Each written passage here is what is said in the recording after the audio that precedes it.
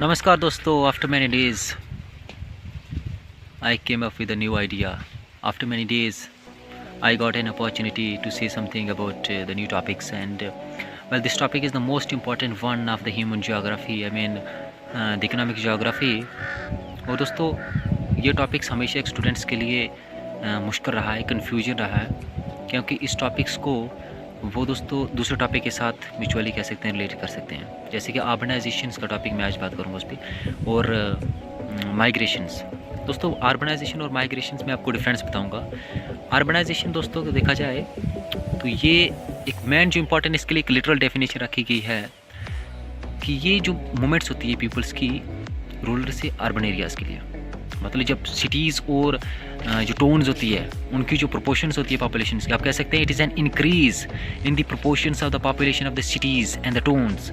जो टोन्स और सिटीज़ की पॉपुलेशंस में कह सकते हैं एगमेंटेशंस आती है, इजाफा आता है, उसे अर्बनाइजेशन कहा जाता है। लेकिन दोस्तों, माइग्रेशन की बात की जाए तो माइग्रेशंस ये तो मोमेंट्स होती है पीपल्स की from their place of region, जहाँ पे वो रह रहे हैं वहाँ से मोमेंट्स हो रही है लोगों की दूसरी जगह पे, तो दैट्स कॉल्ड माइग्रेशन।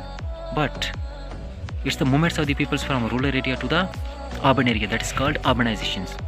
वेल दोस्तों, अगर बात की जाए जो हमारे इंडिया में है, जो जिस जगह पे मतलब कह सकते हैं कि ज़्यादा से ज़्यादा अर्बनाइजेशन है, जिस यूटी में है, तो वो है दिल्ली यूटी में सबसे ज़्यादा अर्बनाइजेशन है।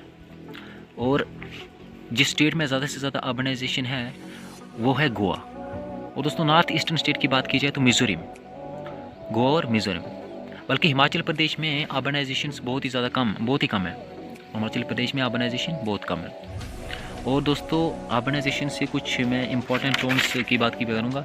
दो टोन्स होती हैं, कह सकते हैं कि अर्बनाइजेशन में टोन्स दो होती हैं, एक स्टैचुरी टोन होती है और एक होती है सेंशियस टोन।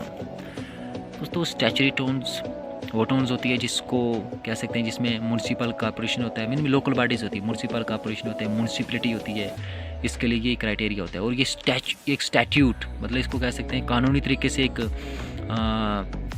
दर्जा दिया होता है कि ये एक टोन है। लेकिन जो सेंशियस टोन है, सेंशियस टोन के लिए एक क्राइटेरिया रखा हुआ है कि सेंशियस टोन होने के लिए मोर देन 5000 पॉपुलेशन होनी चाहिए, 5000 से भी ज़्यादा पॉपुलेशन होनी चाहिए उस रीजन की। और वहाँ पे जो डेंसिटी होती है वो 400 पर्सन पर स्क्वायर किलोमीटर होनी चाहिए।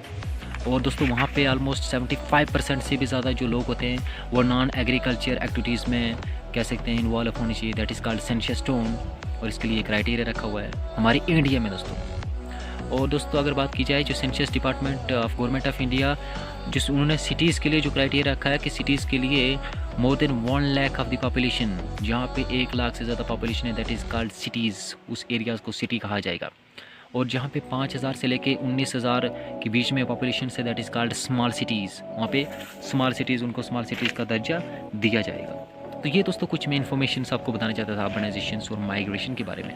वाइल ये अर्बनाइजेशन एक बहुत ही ब्रॉड टॉपिक है, तो मैं आपको दोस्तों आई विल जस्ट ट्राई कि मैं कोशिश करूँगा कि दूसरी वीडियो को आपको इसके बारे में अच्छे तरीके से समझाने की कोशिश करूँगा। वेल दोस्तों, I will just try to upload a new video after today after, because if I sometime I got opportunity I will just try to do that. जय हिंद, जय भारत।